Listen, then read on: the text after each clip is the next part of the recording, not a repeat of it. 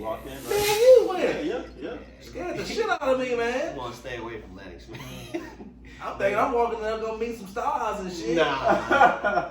I'm going to have a metal detector. I mean, am I at the airport? Am I in where the fuck am I at? They will really rob you out there. They will. They really so what mall in Atlanta do you recommend? You making me mad, motherfucker!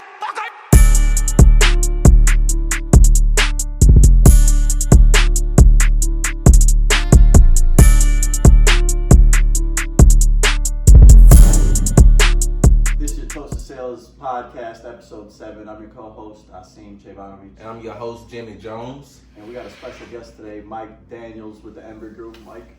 What's going on, y'all? Appreciate you coming in, man. We're gonna toast today. Absolutely. So, Mike, if you would, man, tell the people about yourself. You know, a little bit about you, your background, kind of, and how you end up in the real estate game. So, as you hear, my name is Michael Daniels, Ebo the Realtor on Instagram if you want to find me out there. And, you know, I've been in the real estate game not a very long time. I just got my license in September. Prior to that, I was contracting. I do aviation. And before that, I was in the military. I've been a military brat my whole life. But yeah, just sometime last year, I decided to shake it up and do something different. And, you know, I think it's working out. That's what it's about, man. That's what it's about.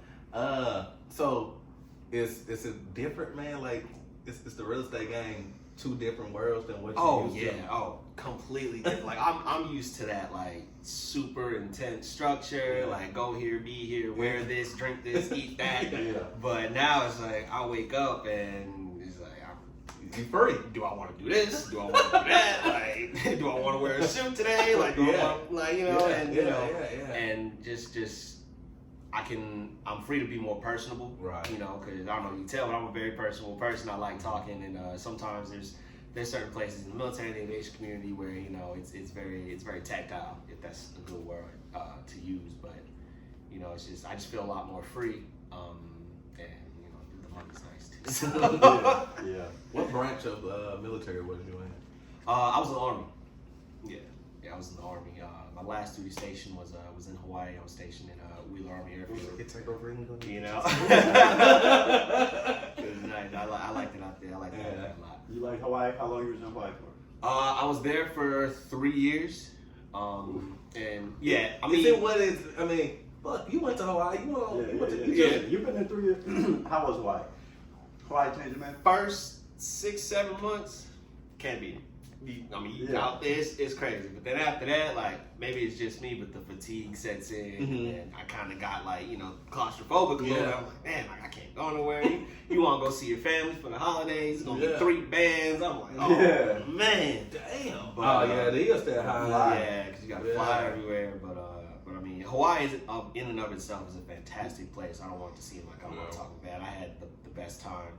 That's where my son was born. You know, like I have a lot of fantastic memories out there, and you know the people are just fantastic. I have so many friends out there that I've met, locals, and you know, just really being able to integrate into the community. It really changes your mindset because, like I said, the first 6 months you know, it's kind of just vacation time. But you know, once you integrate into the community, like there's a lot more to Hawaii, Oahu, than you know just the vacation scene, and you know that's one thing that I really want people to appreciate about the island. If you go out there, like, you know, the people that live out there, it's not a vacation. That's home for them. Yeah. And, you know, there's a certain level of respect that I've developed for that island and those people, and you know, like I loved it. I loved it for sure. You ever go surfing? Oh yeah. You was good at it? Hell no. You said you could serve. I could surf. I didn't say I was good at it. I didn't say I was I'm starting to realize I could jump out the board. Yeah, see, that's what it is. Like, you wouldn't understand. I can hold my own. You know what I'm saying. I can hold my own. I can ride a little bit, but you know, most of the time when I hear surf, like what I'm thinking is not what I can do. I ain't gonna lie, I don't swim. I mean, I'm kind of the same way. If I ain't got a board under me, you ain't gonna catch me in the ocean. I swim like a rock. You know what that means, though? Yeah. To the bottom. Yeah. How was your experience in Hawaii? I love Hawaii, man. I was there. I was only there for 7 days. I was in really? I was in the Oahu Island. But it's crazy. It's crazy. You don't see nothing like it. I mean, volcanoes and absolutely. I took a helicopter ride around the island. I mean, they take you over the volcano. I'm not on there too. They take you to the places where only you can see from the air. Yeah. You know what I mean? I mean, it's crazy. Yeah. It's crazy. When I was in the water, there's mad life in the water too. Like I seen a squid or an octopus. Yeah. Man, I was tripping. I was freaking out. It's crazy, ain't it? I swear. I don't think he's seen no fucking. I believe it. No, I believe it. they're everywhere. He exaggerated a You go lot, in that man. water a Bro, little could've bit. just been- I ain't lying. Octopus, You fish, see my- the eight For real? legs, all type of turtles. The turtles, Don't touch yeah. the turtles. Don't. But they snapping turtles. I mean, there's some. He said, "Don't touch the turtles." Don't touch them. They're like tortoises too. Yeah. They're like this big. Yeah, It's it's just actually floating like in the a water. big legal thing out there. You can't even. For real? You can't even touch them. Why? Why is it illegal? I'm telling you, I think they're endangered or protected. Oh, or okay, something like that. a protected species. Yeah, type yeah, deal. yeah. Gotcha, So, gotcha. Definitely, I mean, you appreciate them, but I ain't never don't touch been- them. I had one guy that I used to run with, and he almost touched it. I'm like, no. I thought somebody was dying. I was like, don't touch the turtles. Oh my god. It was crazy. But Yeah, I been scared the shit out of you. Oh boy, because it came out of nowhere, and I was like, oh. Damn, man. I ain't never been to. I wanted to go on a cruise to Hawaii. He been fussing at me because I was supposed to go to Hawaii with Yeah. him. And I should have went because I'm sure that was an experience. Oh yeah. But when you left Hawaii, where did you move to? When we left Hawaii, we went to we took a short stint in Huntsville, Georgia. That's where my Okay. parents were. Okay. Because I spent my entire life in the military. You know, I got hurt, I got out, and kind of tried to set up the plan. So we went to Huntsville first in Georgia, and then we set up home base in Atlanta. We used to in Austell, and as soon as I felt like I was getting my feet under me, bang, COVID hit. Yeah. So I was like, oh man. So we spent our time in Atlanta, and then we came here to Huntsville. And it's been on ever since. Huh? It's man, That's the realtor ever since, huh? Yeah. No, not ever since. Definitely not ever since I came out here. I was doing the contracting thing for a little bit, but yeah, we real estating now. So I don't know if that's how you say it, but I'm trademark that. I'm gonna keep that. Yeah. Would you have ever guessed you was gonna do real estate? No. I've always loved it. Even like me and my wife. Like some people might think it's corny, but we would sometimes like chill out, grab some wine, and just watch HGTV all day. Like that was our thing. Yeah. And I used to always like watch the realtors on there and the interactions. And I know like there's a certain level of like Hollywood stuff to that, but it's always just been like very attractive to me. Just the lifestyle, the ability to make your own schedule. What you put in is what you get out. Absolutely. That type of thing. And honestly, I don't even think that's really just real estate. I think that's life period. That's Yeah. That's life. That's sales. Yeah. And I think I've always just been drawn to sales. Yeah. But real estate has definitely captured my heart. I'm having a good time. Sales is a different ball game, man. It could be hell or it could be good. Oh yeah. I mean, it's like you just said, though, it's what you put in. So you said you haven't been doing it. How long? I got my license in September. Okay. So I'm not good at math. How long is that? About 5-6 months? Yeah. Somewhere in there. Would you say real estate is life changing? I mean, absolutely. So give the people an example of how it's changing your life or you and your family. So, I mean, I give a lot of credit to a team that I'm on, the Embry Group at Capstone Realty.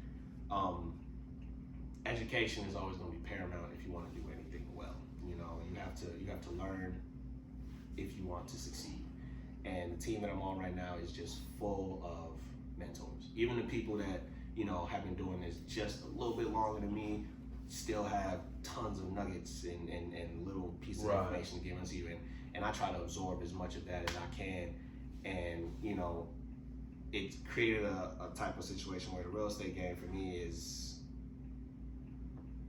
I don't know, it's incredible.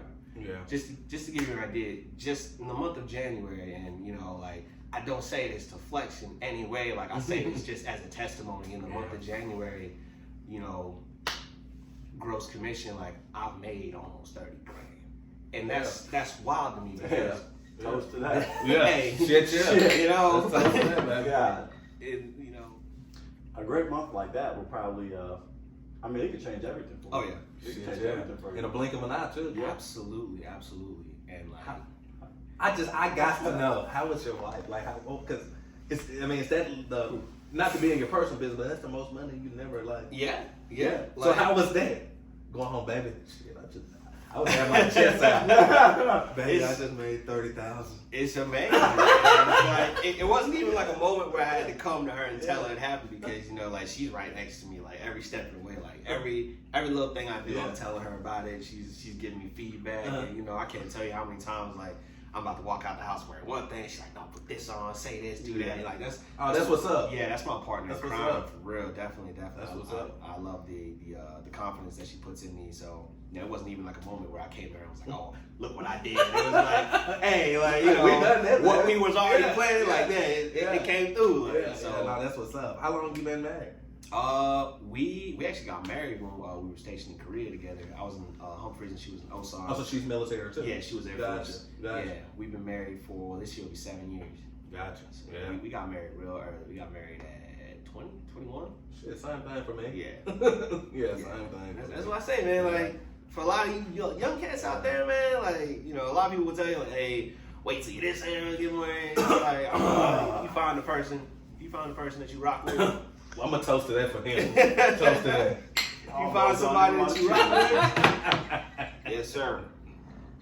If you rock with them, what you waiting for? Absolutely, man. No, shit, I know that was a great feeling though. So you said that you got a lot of mentors. Yes. I mean, some of the advice that they gave you? That's helping you along the way. Oh man, I'll tell you, when I first started, the imposter syndrome was crazy. Because with real estate, like the whole license, I went the online course, so I did my course online. Then I just went to a little place, took the test, and you know, there's a point in the whole process where all of a sudden, like, you are a licensed real estate agent, but you don't feel like it. You know, you're just like, what do I do now? So there's a certain level of anxiety, and then, like I said, imposter syndrome that comes with it. Like, you know, like, it says I'm this now, but like, you don't feel like it. Like, I'm fake. Like, I'm not real. Like, these people, the real people. Right. But the mentors that I have, they've instilled a level of confidence in me that, you know, I can never repay them for. Yeah. The way I was set up, my very first official showing of a house was like a $1.3 million house in Clips Cove. Yeah. How was that? Knees quaking. I was sweating. I was out. I showed up like 40 minutes early. I was walking around like, bro, I can't do this. It's crazy. Like, it's a lot of money. I can't do nothing like this. But you know, I called up Christina Tidwell.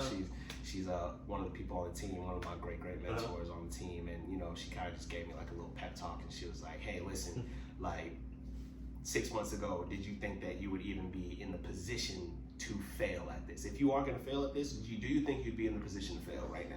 That's a great point. And you know, I just thought about it. I was like, you know, no, like, that's crazy. Even if I do bomb this, like, I'm in a position where like somebody with the means to do something like this is trusting me to facilitate this process. And just something about that mindset kind of just snapped something in me, and it kind of like alleviated that for me. It made me think like, you know what, I'm really here. Right. And you know, I did it, I went through it, and that client is legit like one of my best friends now. Like, he's super cool. He's this investor here in Huntsville. He's super chill. Like, I met his wife, met his family, and we real close now. That's crazy how life works, ain't it, man? Yeah, so he's really. Did he end up buying that home, or? He didn't. He didn't end up buying that home. It's simply because, like, you know, he didn't like it. But we've been working together for months now, and you know, just working on finding something that's just right for him. And you know, he's made it very clear that, you know, I'm the agent for him. Yeah, you the guy. Yeah.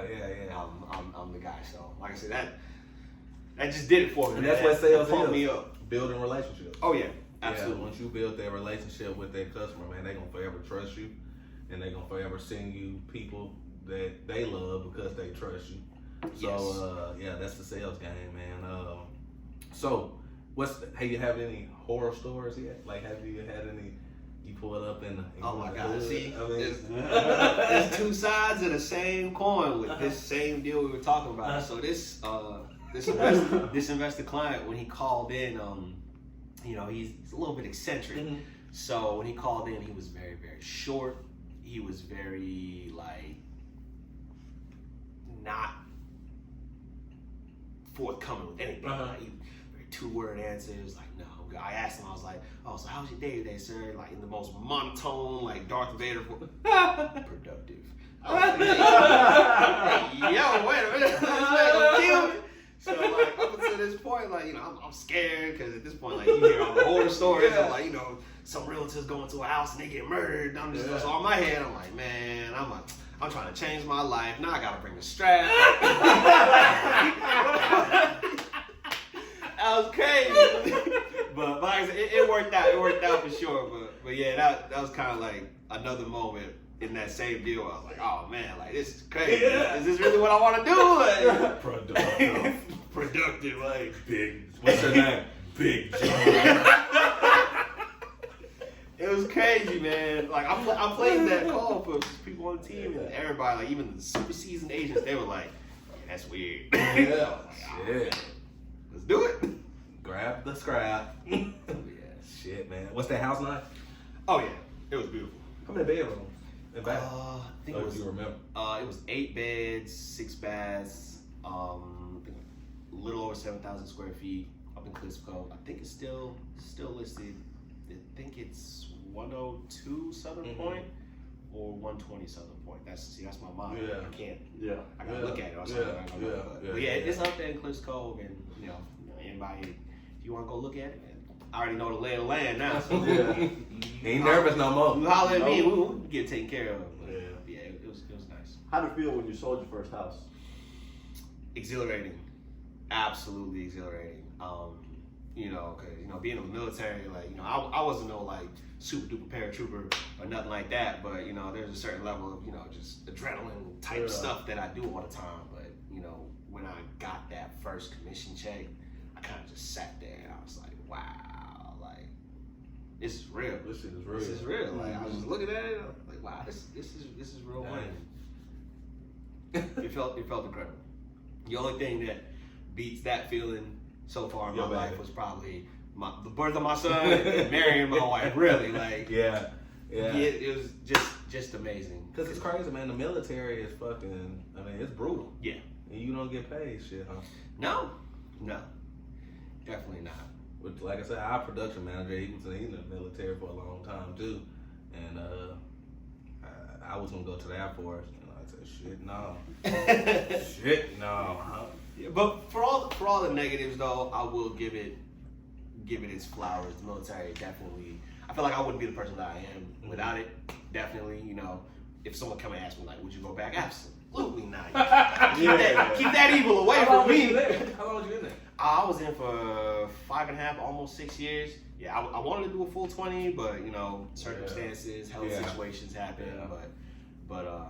But yeah, like I said, I wouldn't go back, but at the same time, I wouldn't trade my experience for anything. Nah, man, because it do make you, what's the fucking word I'm looking for? Like, it make you're in line, pretty much. You know what I mean? Like you said, you gotta wake up at a certain time, you gotta eat at a certain time. I mean, it make you feel like you're in prison, but it helps you too a lot. Another thing too, it teaches you how to talk to people. Yeah. It teaches you how to talk to people, and it teaches you a lot of discipline. That's the word I was looking for. Discipline. Yeah. Because you're in a melting pot, pretty much. There's a consistency. Yeah, there's not a lot of places where, you know, it's funny, like you'll see memes of like military friend groups, and you got like the Crip, the cowboy, and the cholo, and it's like they think it's thieves, you know, and that's really how it is, and it teaches you how to really embrace different people, embrace different things, and just learn a bunch of everywhere.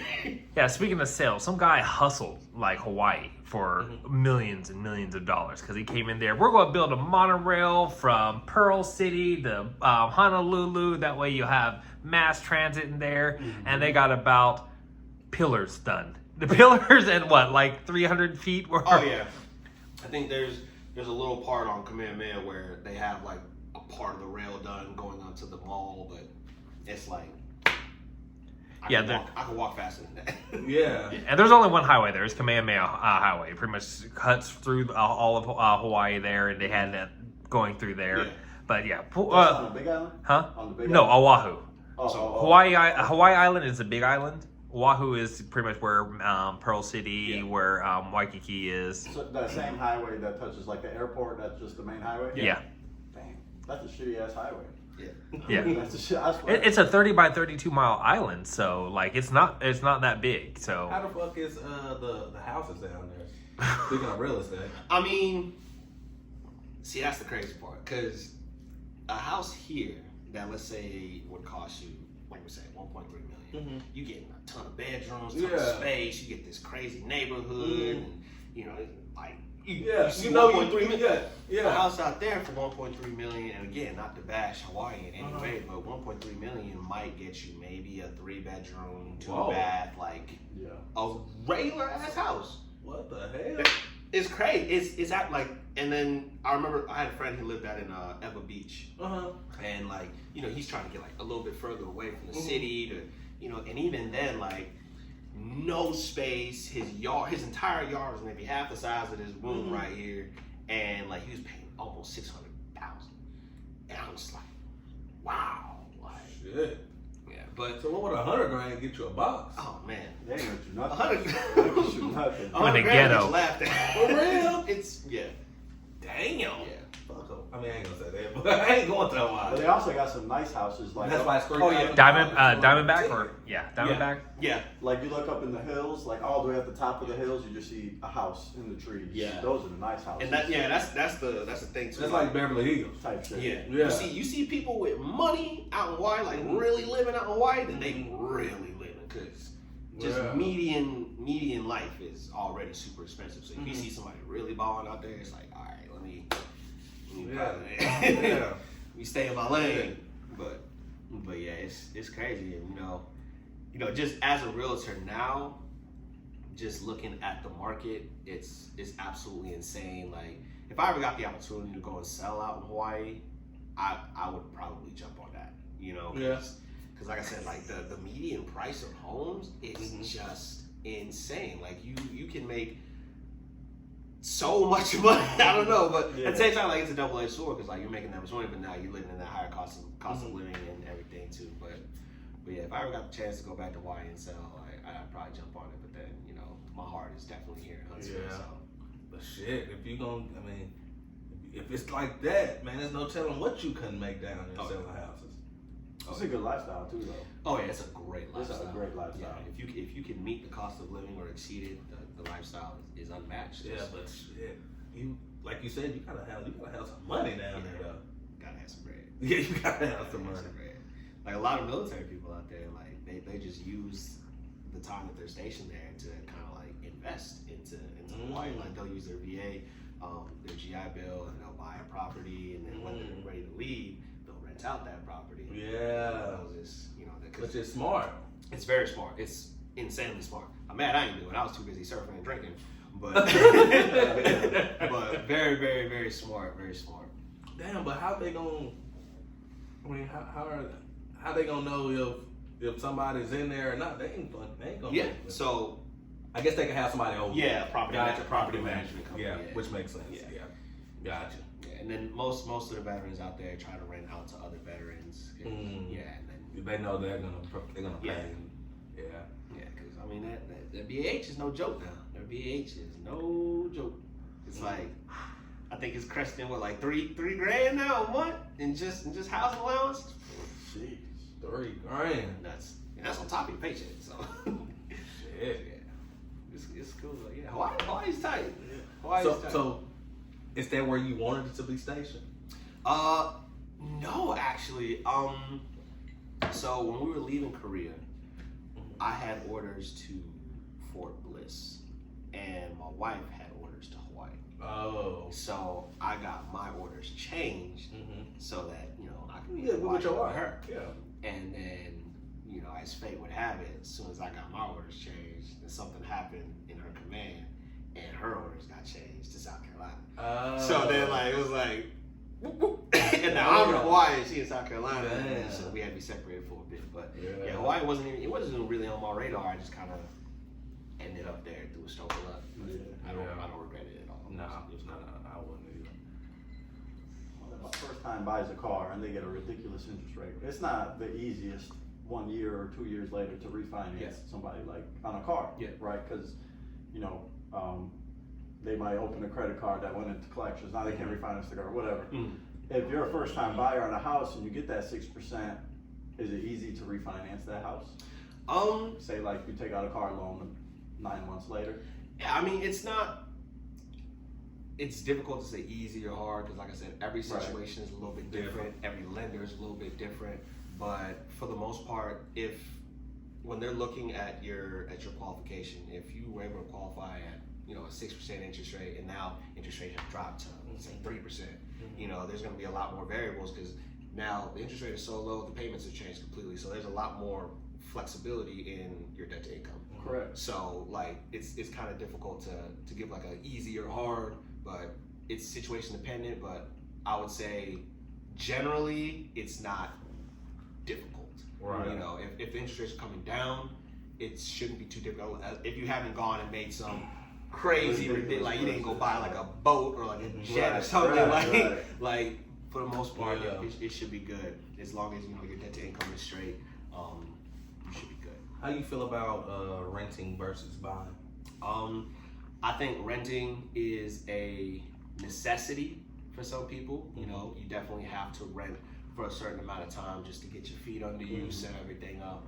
But I think long term, renting should not be the answer. Right. Because ownership and building that equity that's how you get wealth in America. Like there's no other way to say it. If you don't own nothing, then that's true. it sounds redundant, but if you don't own nothing, you don't have nothing. That's true. You kind of just playing with other people's toys. Yeah. If that makes sense. You're paying someone else. You're making somebody else rich. You're making somebody else rich. Exactly. Yeah. So, and to even say that, I would say long term.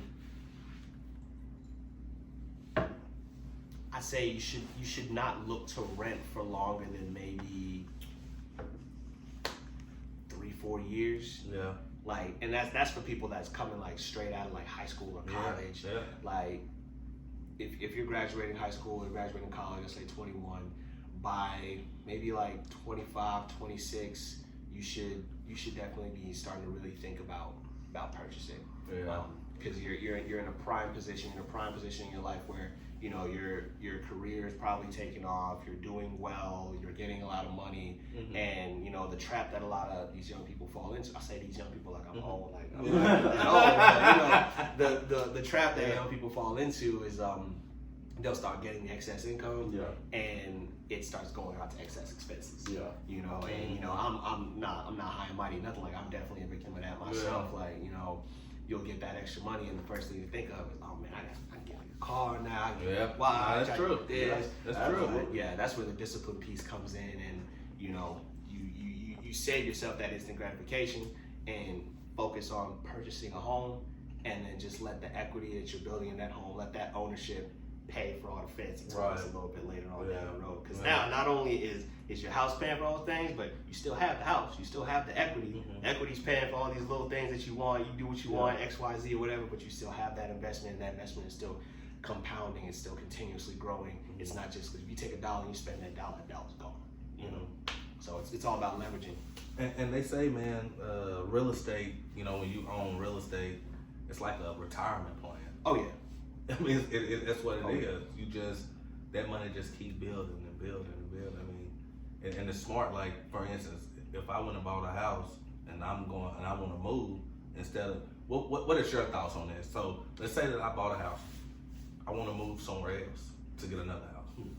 Do you think that I should sell the house, get the cash, or should I rent it out and wait long term? How do you look at that situation?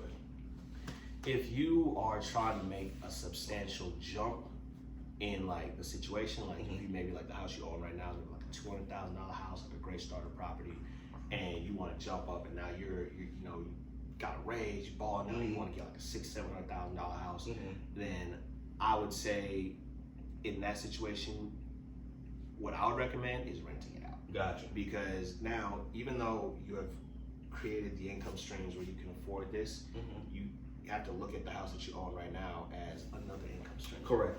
Correct. That's another way you want to look. The real estate is one of the only things that you can look at, not just as what it is, but it is in and of itself an investment. It is in and of itself just a nest of money for you to take from, for you to pull from.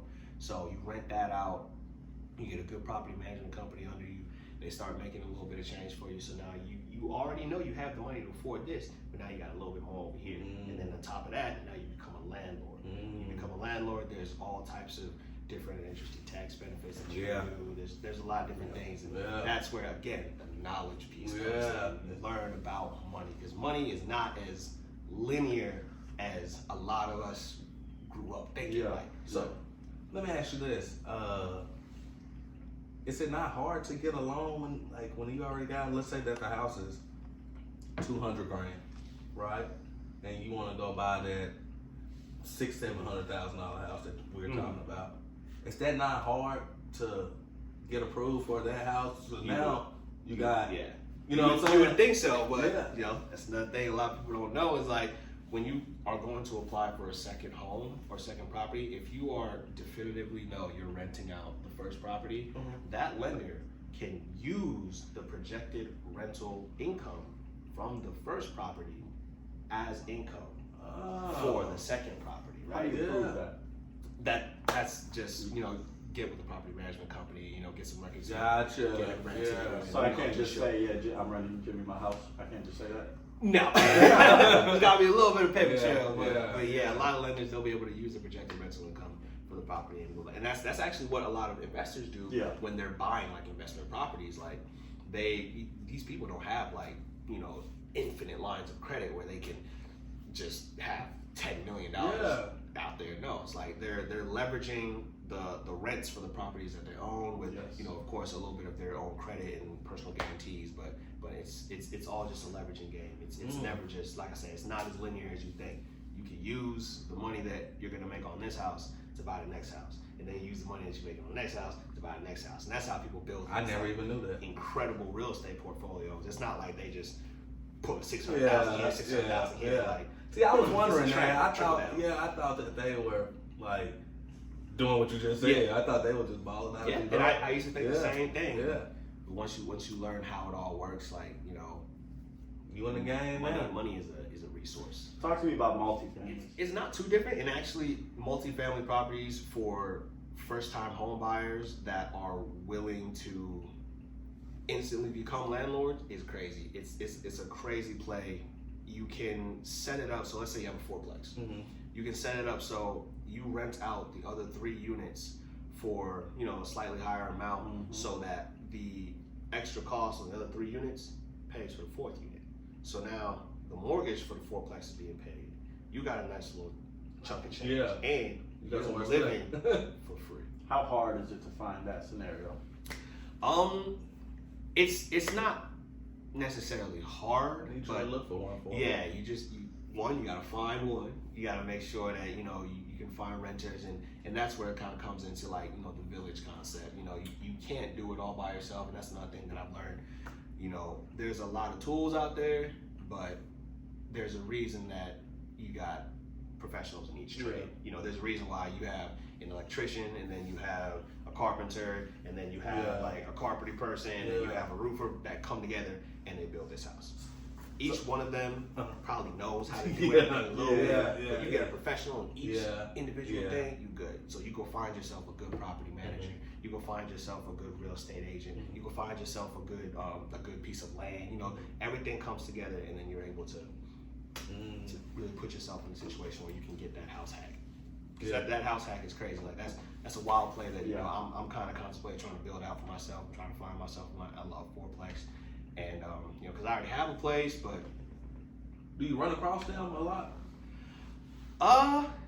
Not too much, but like I said, like I've just been blessed to just be so busy right now with active clients that I haven't actually had a lot of time to step back and look at a lot of that little stuff. I have a few investor clients, but a lot of them have come to me with you know, predetermined situations that they want to work on and stuff like that. But yeah, they're definitely out there. Can you get an FHA on a 4 unit?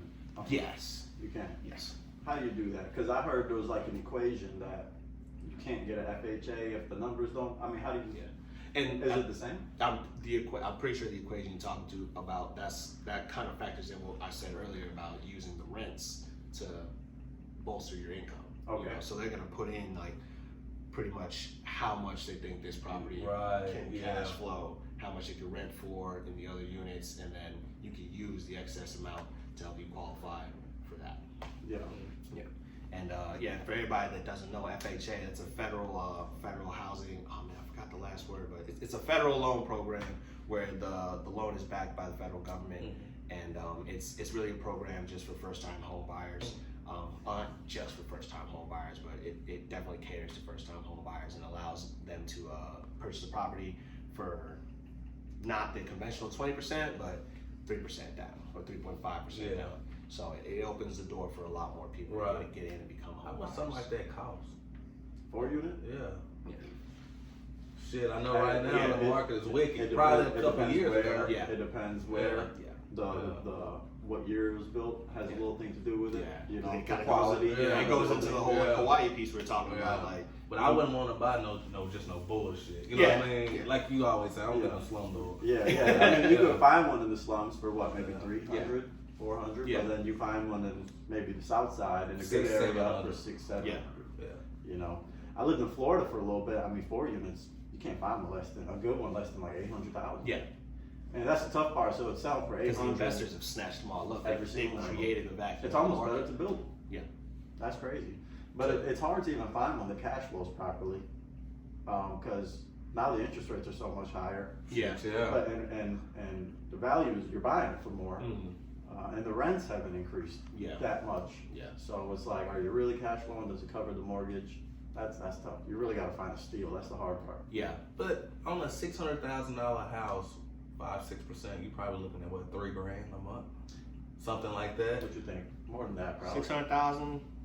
5, 6. You're probably looking at you're probably looking at 35 to 4 grand. 35, 36 about. But then you gotta always factor in, like, you know, depending on the area, the tax is gonna be different, duration on when you buy it, whether or not you're gonna homestead the property. So, you know, there's a lot of varying features, but you know, about 3 to 4. That window right there, yeah. But shit, I mean, rent is high, bro. I look online, houses is renting for like $2,000. Yeah. $2,200 for a fucking 3-bedroom. That's the trickle down effect, you know. That's crazy. Do you have people calling you for house rentals? Oh, see, they don't call me directly, but I work directly with Venture Haven. Yeah. They're our in-house property management company, and you know they've been having a lot of business, getting a lot of people calling in. Really? Rentals, because you know it's a great opportunity right now because it's not necessarily a buyer's market or a seller's market, but it's kind of in that gray area right now where you know a lot of people that want to jump in don't necessarily have the money to jump in, and a lot of people that are super ready to jump in but like really know the numbers are like, it's a little bit too high, so they're kind of waiting for everything to come back. So there's a lot of people on the fence that are just getting back into the game right now. So, and I think that it's a lot of people that's renting don't even know that they can buy. Yes. I think that's the problem. Yeah, they don't even know that they can buy a house. There's a lot of people renting right now. If you're watching this, like, just sit down and just like go take a minute. Yeah, just take a minute and just look at your situation. And you know, 7 times out of 10, I promise you're gonna sit back and look at that and be like, wow, like I could actually afford to do this. Right. Because like I said, rents are so high right now. People don't realize that you know a mortgage for usually the same thing you're living in is probably gonna cost less because the place you're renting, you're paying the mortgage already, and then you're paying that extra fee to the landlord so they can cash flow. So if you go and get your own mortgage, you lowering your monthly payment really. Most of the time, unless like you live in a 3-bedroom and you go buy a house and you're looking at a mansion, then that's not the same situation. I can help you there, but yeah, most of the time, like you know, a mortgage is gonna save you money, and then on top of that, renting, you hear this all the time in real estate, but renting is 100% interest. You know, you spend that money, it's gone. That's not doing nothing for you. All you did was secured yourself another 30 or so days of somewhere to live. Right. But you put that money into a mortgage. You've also not only you secured 30 days and somewhere to live, but now you've added a little bit of equity. A little bit of equity. And then you just kind of not think about it for a little bit. Before you know it, you got 20, 30, 40, 50, $60,000 worth of equity. You tap into a HELOC. You can do something with it, renovate. Mortgage goes down, value goes up. Mortgage goes down, value goes up. You refi. Like there's so much utility for your dollar in a mortgage that is just completely non-existent in a rental. And I bought my house 2 years ago. I think I got like $80,000 in equity. Yeah. But I ain't gonna sell it. Cause where the fuck I'm gonna go? So I ain't gonna sell it. I ain't gonna sell it. There's no point in selling it because I can't find another house like this for that price. Nah. Look at him. Don't do that, man. You gonna get me going. Don't do that. I like a challenge. What you suggest? What price range you in? Well, I mean, right then. Now, it was like what, 230. 230. Yeah, 230. When you bought it? Huh? When you bought it? When I bought it. Yeah. I put a good chunk of change down. Yeah. And like I say, $80,000 in equity right now. But if I do decide to buy another house, I'm looking at that 400 or 500. Yeah. Spot now. Yeah. See, right there, I feel like that's the sweet spot for Huntsville right now because there is so much inventory in that 400 to 500 range that is just beautiful. I'm not talking just new construction, but people have put so much money and care into it. That's another thing I love about the people here. Like in certain neighborhoods, like you'll see like they really care about their property. Like you'll go to some other city, like Atlanta, for instance. Not to shit on Atlanta, but you got Atlanta, and then you got Atlanta.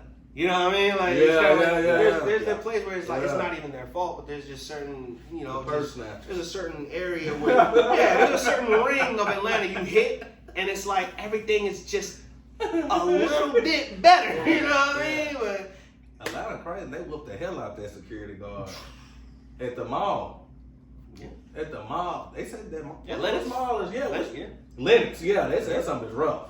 They might shoot in the mall, anything. Man, so let's talk a little bit about where you want to be as far as like the real estate goes. Like what are some of your goals as far as 5 years from now, 10 years from now? Where do you want to be? Where do you want your family to be? You still gonna be here? Man, definitely still gonna be in Huntsville. Like I said, just the community out here is incredible, and I would love to build a business here with the people of Huntsville. As far as the real estate game, where I want to be, it's hard for me to think about that because I know we talked about money and everything, but like I'm super not a money driven person. Gotcha. So I guess that's a good way to be. Yeah, I guess the biggest goal for me would be to just feel like I've had an impact on the community. Because as a military child and then become a military person myself, like I move around so much, like it's very rare that I feel like I've really changed somewhere or I've had like an impact and really just like put myself into a community where like it can't run without me. So I guess a big goal would be to get to the point where Huntsville needs me. If that's a good way to put it. Yeah, I guess.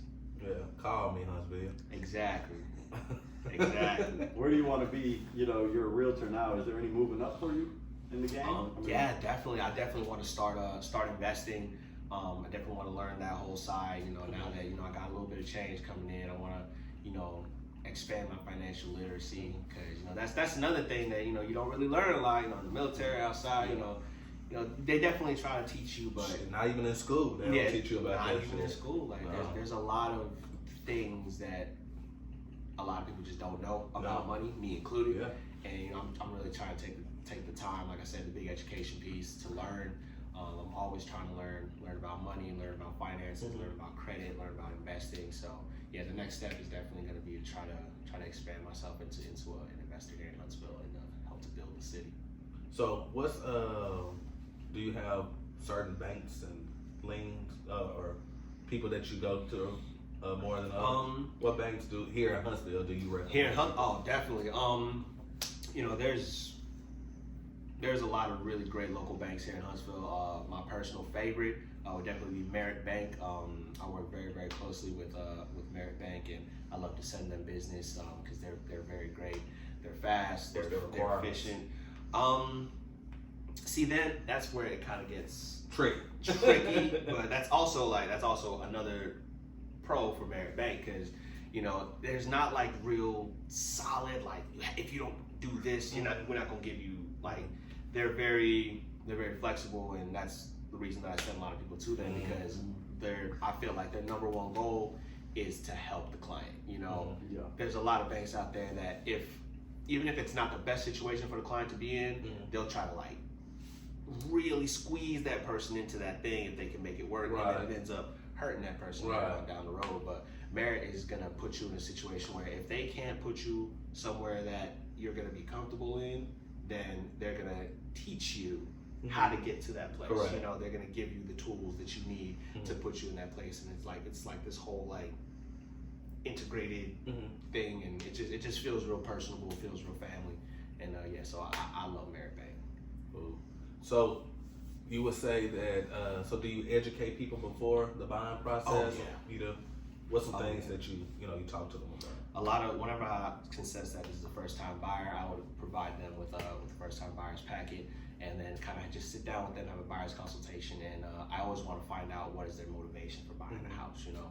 Because a lot of people think like, oh, I'm just buying out, but no, like there's always something behind it that's really pushing you to make this purchase, because, you know, anybody can rent, you know, just finding somewhere to live is easy. I mean, I don't want to say easy, but just finding somewhere to live is not too difficult. But when you decide to make that decision to buy a house, it's very important. So I like to make sure that people are very, very knowledgeable about the entire process, what's going to happen from start to finish, from our first conversation to our last conversation. Like, my phone is open entirely. Call me at any time. I'll walk you through the credit situation. Like, I'll walk you through the inspections. I'll walk you through, you know, making sure that this is the home that you want, making sure that you're not going to get messed over in the back end, you know, the closing costs. Like, I will type up an estimated closing sheet, send it to the client. That'll show them exactly like all their taxes, everything, like their monthly payment. And of course, it's an estimate because the lender is going to be able to give you the exact numbers. But, you know, from pretty much day one, I'm always trying to gear them into the mindset of, you know, being a homeowner. Correct. You know, 'cause it's not just a purchase. You know, So like, that's probably the biggest purchase of your life. most of the time it is. I'd say 98% of the time, the people that are buying a house, this is going to be the single biggest transaction in their entire lives.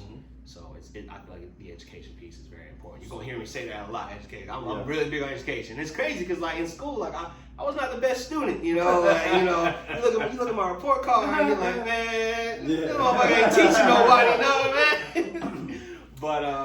But yeah, no, I think that just speaks to, you know, everybody don't learn the same. No, you know? no, they don't. There's a lot of people out there. There's a lot of cats out there that, you know, they may not be the best student, but they could be in the best place to teach. That's true. You know, so, that's true. You know, I really. Me, for example. Yeah. I didn't do shit in school. Nothing. Preach. Play sports. Ease my way on. just get it done. Just get it done. Yeah. How would you, first time buyer, they're looking at a home, what are some questions you ask them? I would definitely ask like why they want to be in the area that they want to look in. What's their absolute maximum price point? You know, are they more concerned with the investment potential of the property, or are they more leaning towards like we want to make sure our monthly payments are somewhere that we want to be at? Because, you know, that's another big like fork in the road, because there's a lot of people that, like I said, they figure out I want to buy a house, but I want to buy something where like I can afford to make this payment every month. And there's the other crowd where it's like I want to buy a house, but I want to buy something that's going to value up this much, or it's something that I'm going to be able to put this equity in or flip, or, you know, anything like that. So a lot of first time home buyers, I try to ask those pertinent questions, get their motivation, try to find out their location, and you know, just try to assimilate a little bit about their attitude about the process and everything. So as a realtor, and someone tells you, I want to buy a house, I want to buy a nice house, but I want to make sure this house goes up in value.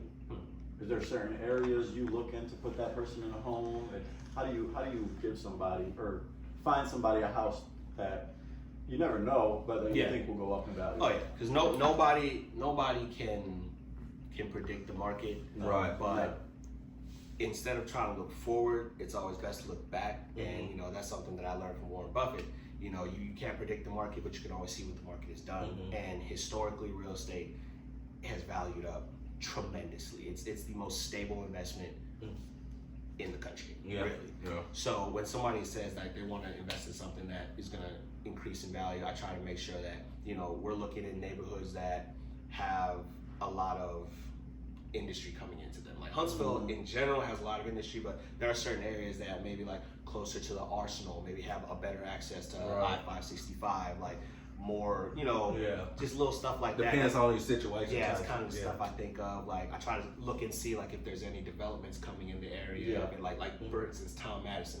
There's some people that before Tom Madison was even getting started being built and everything. This is way back before, but if I was an agent back then and somebody was like, I want somewhere that is going to value up in the next couple years for sure, then I would definitely have steered them toward that area before the development started, put them there, and then just let the development of Town Madison and the increase in value over there kind of trickle down into their area, so there's a lot of different variables, a lot of different things to think of, but every situation is going to be different, but there's definitely a lot that I can sit down and talk to every specific person about and try to get them into the right situation. So if I'm a first time buyer, man, what would you tell me to bring to the table? First time buyer, I want you to talk to a lender. If you don't have a lender, talk to me first. I'll recommend a lender to you. Let's get you pre-approved. That is the first biggest thing, because a lot of people don't take into account interest rates. So a $400,000 house with a 2% interest rate is going to yield a completely different monthly payment than a $400,000 house with a 6% interest rate. And a lot of people don't think about the interest rate. They only look at how much the house costs. Yeah, absolutely. And then, they'll look at those online mortgage calculators that, the interest rate is set default at like 1%. Yeah. And nobody changes that. So they'll put it in there and it's like, oh, $20 a month for a $6 million house, bud? Like, and they come to me and then they're like, yeah, I want this house and I want to be at this price point. So I always tell them that math is not math. Yeah, go get pre-approved, go get that pre-qual, that pre-approval, because that lender is going to put you in the right price point that you can be at based on a soft credit pull, see what your interest rate is going to be like because you can't get the exact number until you actually apply for the loan, but then get you in the right range, so that way you can see like what can you actually afford. That's the biggest piece. First time home buyers, like let's find out exactly what you can actually afford, because that's going to determine what we're looking at, where we're looking, stuff like that. What is house interest rates right now? Oh man, let me see real quick. Cause I want to know know the facts. Yeah, I want to see the facts. I want to see. I want to see. Need some more wine. You've been on The Voice before? You ever thought about going on The Voice? Shit, yeah. So I watch The Voice all the time. Do you? As of Thursday, FHA 30 years at 5.125, conventional 30 years at 5.875, conventional 15s at 5.375, USDA 30 years at 5.5, and VA 30 years at 5.125. So the interest rates, they definitely went up. Yeah. I've seen them like 6.5 just a couple months ago. And see, that's the thing. Yeah. A lot of people were so spoiled with how low interest rates have been in the past couple of years that they kind of forget that 5 to 6%. That's very average. It is, because I mean, in our industry, the car industry, shit, 800 credit score gets you what, a 7-8% interest rate right now. Yeah. And that's normal now. Yeah. I mean, I remember people used to look at me like, man, what the fuck? They think that you're trying to screw them over. Yeah. But no, this is really, this is what it is. Yeah. So I like to tell a lot of people nowadays, like, we're sitting at just about the 5-6% range. This is a great time to get in, because you got to think about it. Like, if you get in right now, interest rates go down, you refinance, now you're in a good deal. If you get in right now, interest rates go up, you're at the bottom of the pool. So like, you're not waiting and investing when they're going up. So let me ask you this. Not even like necessarily a mall, but like and then like, see, I don't want to sound like bougie or nothing, but like if you got money, you go up to like, go up to Midtown, or you should go shopping out there. What's Midtown? It's like a inner Atlanta, like inner city a little bit. That's where you got like the Ferraris and stuff parked out front. Is that one? What the fuck, man? Got around? You took me to that right now. No. You were in the GPS. But see, the problem is Lennox. I don't want to say the problem, but Lennox is like, it has the nicer shit. No, it's become kind of like a cultural draw. Like, oh yeah. Yeah, like when you go to Vegas, you want to go to the Strip. Yeah. People come to Atlanta, like they want to go to Lennox. Yeah. They want to go to Bankhead, and they want to go see where like where Young Thug people at. I'm like, no, don't go out there. Like them people will rob you. Like, this is not a tourist location. Yeah. Like you tripping. Yeah, my son stay in Atlanta. Yeah, hell yeah. And he stay on the outskirts, Lithonia. Yeah. Yeah, Linonia, Georgia. Yeah, we had a place at Austell, just outside of Austell. Yeah. You know, fun fact, it's actually like a little bit by where Lil Yachty used to be at, so that's kind of cool. Little area out there. Mapleton. Don't go to Lennox. They will rob you, he said. Rob you. Don't.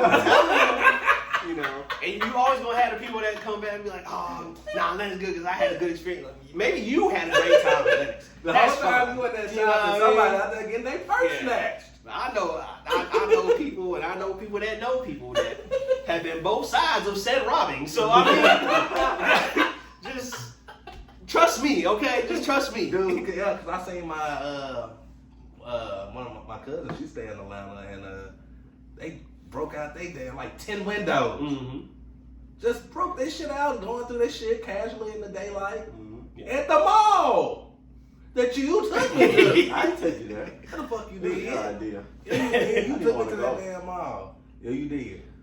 It's cool though. No, it's cool. They got that. They shut. Didn't they shut down the? They had where it was like a fucking warehouse, and they had a bunch of shit in there. The outlet. They got an outlet that they were selling like a bunch of fake shit in. I mean, like fake shoes, fake jewelry, all type of shit. Oh yeah. The scammer man, he gonna get you right for Christmas. He gonna get you right. Yeah, we gonna get you right. Man, Valentine's Day is coming up. It is Tuesday. Oh yeah, it's Tuesday. We need to go to yeah. I'm telling you. The outlet. You look for Gucci, he might get you Doocy. You know. It's gonna look right. Yeah. Just squint a little bit. Neck may turn a little green, but hey, you know. They wash it off. Yeah. All that being said, though. So in this Super Bowl Sunday, man, how y'all feeling today? Yes. I feel great. It's Super Bowl Sunday. Yes, it is. How y'all boys feeling, man? I'm excited. The Eagles gonna win today. You know, it's gonna be a great game. You know. I mean, I wish you the best, but you know. Yeah. You in Buckhead right now. You in Buckhead. Okay. I'm gonna have to pull for the Chiefs. I'm gonna pull for the Chiefs this year. You know, I got a little something riding on the boys. We gonna see what happens. I'm sorry, man. Oh man, you see. Tomorrow, so I'm gonna shoot you a text and be like, you know what I mean? You want some napkins? It's crazy though, man. That the Kelsey. How you think they mom like? Because if one of them gonna win and one of them gonna lose. Yeah, that's crazy. That's fucking crazy. That's crazy. What do you do at that point? Like, can you be happy? Like yeah. What do you do? Yeah. Because one of them's gonna be destroyed, the other one's gonna be. I'm happy for you, baby. It's okay. But that's what you do. That's one thing about the Kelsey family that I kind of like pick up on. Like they super supportive of each other. So, they are. They really are. I think at the end of the day, like it's gonna sting for whichever one loses, but you know they're definitely just gonna be happy for each other. So it's a cool thing too, though. That's wild. No, that is cool as fuck. Siblings in the NFL. Yeah. That's crazy. And going to the Super Bowl. Yeah. That's crazy. That's super rare. What's in the, he got? But one play for the Chiefs already got one. Yeah, Travis. Yeah, Travis already got one. So I'm sure his mama probably says, "It's not your turn anymore, Travis. Travis, you already let your brother have one. Travis. We ain't gonna get one anyway, so don't even matter. Yeah. Let your brother put it in his room this time, Travis. So die on this hill. I like that though. I like that. Yeah. So who your favorite team? My favorite team? Oh yeah, I'm a New England Patriot all the way. You with that damn, what's his name? What's the coach's name? Belichick? Yeah. Gotta ride with Belichick. It's a funny story because, you know, a lot of people don't know this about me, but I was actually born in West Africa. I was born in Ghana. And then my dad joined the military. And that's kind of how we got you. in the States. But the first place we touched down in the States, we stayed with my grandmother in Rhode Island. And at this point, I never even heard of football. I'm like 6 years old. I never even heard of football. And everybody around me swore up and down that the Patriots was the greatest football team on the planet. Tom Brady was Jesus. And I was like, all right, bet. This is football. Yeah. You've been a Patriots fan. I've been a Patriots fan there. And, you know, I dabble every once in a while. How year. did you feel when Tom Brady left? Oh, crushed. I felt like I just got divorced or something. I don't know. It was weird. Like, I was hurt. I was sad. I was like, I hope you fail. And then man went and won another one. I was like, man, listen, come on, man. But it was crazy. But you know, it is what it is. Yeah. It is what it is. Yeah. Who you root for? Man, come on, man. You already know. Big D. Yeah, you've been hurting for 20 years. Hey, Big D. My wife's a Detroit fan too. Dallas. Even Dallas. Yeah, he's in pain. Dallas. Oh, Yeah, Playing. at least in Detroit, they know they're gonna lose. Y'all I know, right? y'all be riding I that know. roller coaster of I know. optimism. Oh, that's And not, I get fucking seasick every time. I mean, they hurt my feelings every time. I can't hate on you. I got And I'm a a Auburn Zeke fan. jersey. I got a Zeke jersey. So I got it double hard, like Auburn and Dallas. What do you do? You just like being in pain or something? Shit, I think so. What do you do? What's your team? I don't really watch football. You a Lions fan, don't you? A Lions fan, you lying. I ain't gonna lie though. This season, boy, I catch myself more times than I like to admit rooting for the Lions, man. For real. I wanted them to do it for Dan so bad. Dan Campbell was like my spirit animal. I love that man. That's a coach right there. That's a fan. I wanted them to do good, but You ever been at the Falcon Stadium? The Mercedes? Mercedes Stadium? No, I've never been there. No. Man. Yeah. It's crazy. Crazy because it's a dome and it's loud too. Yeah. I seen Tom Brady play there last year. Yeah. Yeah. Oh my God. My godfather, he's like the biggest Falcons fan you ever find in the entire world. He's got season tickets, and like he be out there all the time. Your father-in-law? No, my godfather. Oh, gotcha. Damn, we need some tickets, man. Yeah. I'm gonna go to. I gotta catch a few games. I ain't been to no games. Yeah. No, I don't think I have. I ever been to an NFL? Yeah, Tennessee Titans. But fuck, they don't count. Yeah. I mean, they don't count, man. I mean, that's right there. I ain't never been to no game. Yeah. Hey, you ever been? I've been to the Falcons game in Tampa last year. Falcons Oh, you in did, Tampa. didn't you? When Yeah. you left. Oh, when you didn't take me. Yeah. I remember that. Remember? Yeah, I fucking remember. Yeah, it was amazing too. I'm sure. Yeah, it was. I went to the Cotton Bowl. I wish they had stole you from you. In Dallas at Jerry World. Was it last year? 2 years ago. I think it was last year. Who played? I think it was Alabama and Arkansas. I don't know. I was fucked up. We was at the parking lot. Yeah. I ain't gonna lie to you, but yeah, that was dope. That's what I want to do. I want to go and just get fucked up and act like I'm showing up a real fan. Yeah. Hollering and shit. Yeah. Yeah. Cause at that point, like we was in Dallas, so like I live in Alabama now, so like I was acting a fool. That's what I'm saying. I was out there, like had all crazy people come around, like what's wrong here? Let's go. Yeah, that's what I want to do. I was tore up. That's what gone. damn. It was a blast. Tailgate, huh? Oh yeah. It'd be a lot of Oh tailgate. yeah, because all my friends are just complete degenerate alcoholics, and you know,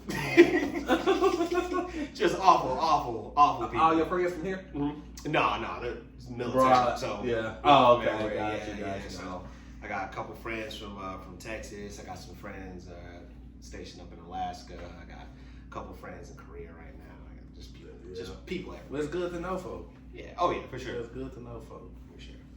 Just don't know, but yeah. So what's your favorite drink, man? What's your choice of drink? Your poison.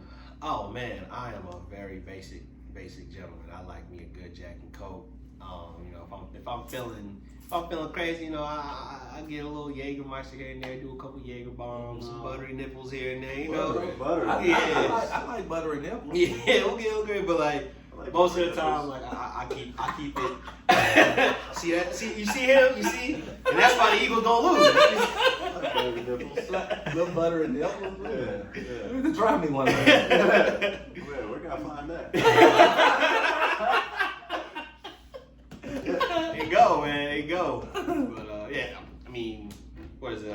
80 adios, motherfuckers. Like, I mean, I can go for days I drink, but if someone just comes up to me like, hey, what you want to drink? I'm Jack and Coke.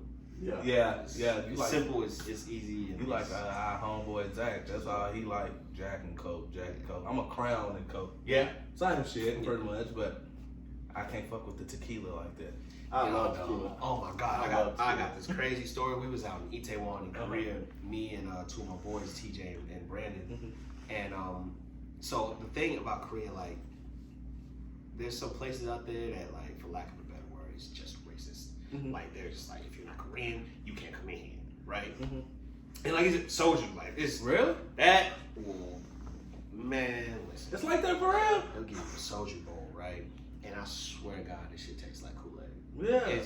It go down so smooth. Y'all, it's delicious. You just sitting there for about 30, 40 minutes, just minding your business, having a good time. And all of a sudden, I gotta pee. You get up, next thing you know, you wake up, it's tomorrow. It's crazy. It's absolutely insane. What the hell? You don't even feel it. But as soon as you get up, something about that hair rush just fuck you up. And you wake up and it's tomorrow. That was my experience. They asked me, what's the last thing you remember? I was like, literally, the last thing I remembered was getting up to go to the bathroom. So what you think they put in there? Anesthesia? Nah. It's not like you're just so fucking drunk. It's the fermented and it's just like the alcohol content is just out of this world, but something about the way it's processed, like you just don't taste it like that. Shit, well, you said if you that- think get the- Korea, get you the can't peach come joint. in. I'm thinking they had drugs, yeah. No. But actually, that was different with like the bar that we went to. Like a lot of times they don't let foreigners in. For some reason, like I don't know, the bartender she really fuck with us or whatever. So she let us in. We were doing a thing, and every time we would order, no matter what we ordered, Jack and Coke, we ordered They put a bunch of shit in Jägermeister. there. No, she would just give us tequila.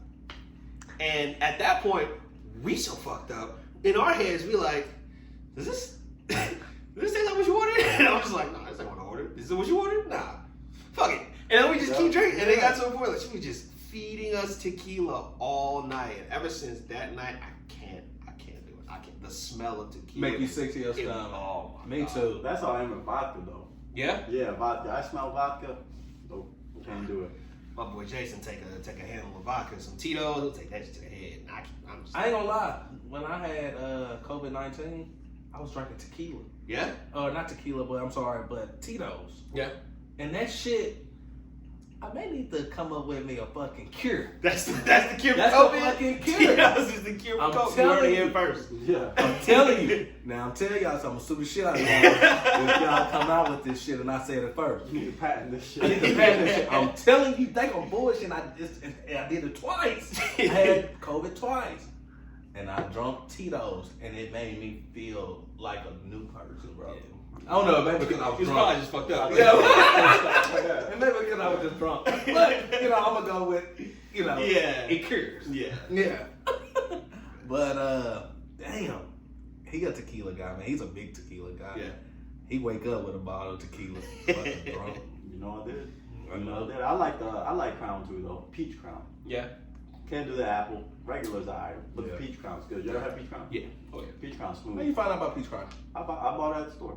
Yeah, because of what? Not because of you. Yeah, you did, bitch. I put you on peach crime. Tell the truth. Nope, you did not actually. Nope. I actually had a girl put me on peach crown. Huh. Why you? You're like, hey, wait, listen. Y'all blow up the spot. Buttery nipple. She put me on.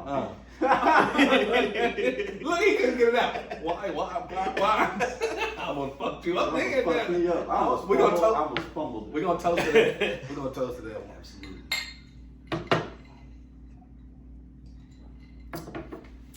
Damn, man, yeah, it's been fun, man. Yeah, Fun having absolutely. you, bro. Thanks for inviting me on here, man. Oh, definitely, man. This was definitely a lot of fun. I'm glad I gotta get you to send me some information about fourplex. Yeah, absolutely. Like I said, that's actually sorry, I can't even talk straight, but you can give me a call, 256-947-4818. Anybody give me a call on that number. I'd love to talk to you about getting into a house, investment property, anything you need. You can find me on Instagram at Ebo the Realtor. Ebo's my middle name. That's the whole African part, It's kind of, a little bit of branding for you, know what I mean? That's the branding. What you saying that thing? You said you was born in Africa. I gotta ask this fucking question. Yeah. Man, they said in Africa, motherfuckers like me can't go over there. They said that they would whoop your ass over there now. See, Is that true?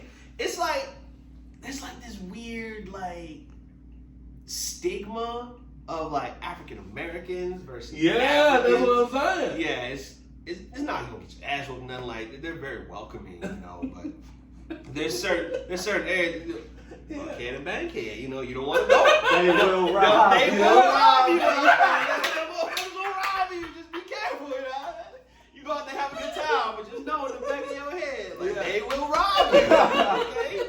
But I mean, definitely like any person of color that wants. No, to I was go talking down to there. another guy that was born in Africa. He's actually a good friend of mine, and he was telling me, he was like, man, hell no. He was like, now, say what you say. Now, granted, in some places you don't go. Yeah. And, because he was like, you know, a lot of people that's in Africa think that, because we African American, you know, but it's all the same shit to me. I look at it as the same it's all the shit. same. But like I said, it's just those weird stereotypes and just weird like mental processes where somehow, somewhere, it's somehow different or you're a different people and like that's like the weird part with me because like I'm full blood Ghanaian. Like I was born in Ghana, I was born in Accra, but you know like you can never hear it. Like I'm fully Americanized. Do you speak that shit? Yeah, I speak with my parents. For like, real? I'm not as polished and but I can understand it perfectly. Right. Anything she says I can understand, but when it comes to like speaking it back, I trip over my words sometimes. But I can definitely You speak a different language. Yeah. Bosnian. Bosnian. Oh, Yes. Yeah. Yeah. You know where it's at? Bosnian? Yeah. You know Say- where? Shitting up. Tell him, hell. Tell him, man, where you from? Right above, like Italy, Montenegro, that area. Oh, okay. Yeah. Right across that little sea, you get to Bosnia. Him and his mom be on the phone talking and shit. And I just be looking at Oh yeah, I love doing that. Like, who the fuck is this dude? Whenever man? I'm out with people, whatever my mom calls, like she start talking to English, and I just switch to as a Ghanaian. I'm like, they